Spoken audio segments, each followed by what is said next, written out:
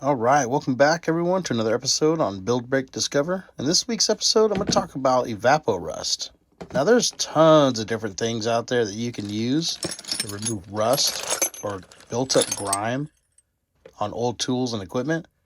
But me personally, this is what I use. Evapo-Rust has never steered me in the wrong direction.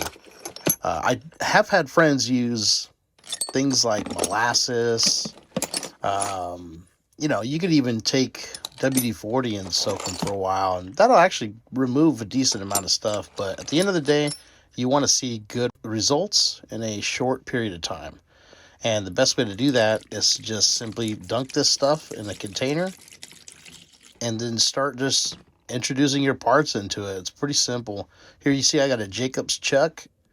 And although I didn't show this at the end of the video, this thing came out pretty smooth. I did show it in another video for those of you who want to check it out. But as far as getting the rust off, you literally just put this stuff in there, let it sit, and let it do its magic, man. Because at the end of the day, I don't want to be messing with this stuff too much.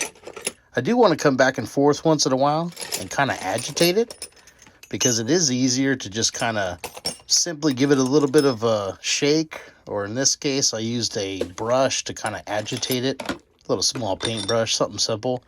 But the night and day finish on this stuff is remarkable.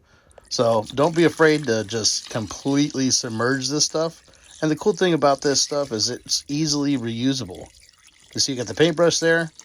I just go through, and when this stuff is submerged, I agitate it a little bit more, just set it off to the side in a dark place, and come back to it the next day.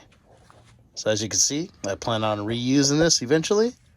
I will just simply brush it around, just like so.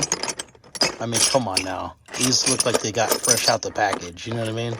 You can't go bad with this stuff. It works well, you see really good results, and it's super easy to use. After draining it, I like to kind of put it maybe on a paper towel, or in this case, a couple sheets of some microfiber towels. I'll let it sit for a few hours, and then I'll break out the WD-40. And I'll just start drenching this stuff. I want to get rid of the water or any other moisture that kind of was, used during this process. Once it's all dialed in, I'll just kind of soak it with some more. And basically that's it, man. Just after you're done, wipe them one by one, organize them where they need to go, and that's it. Pretty fun, pretty simple, and, it doesn't cost an arm and a leg. Until next time.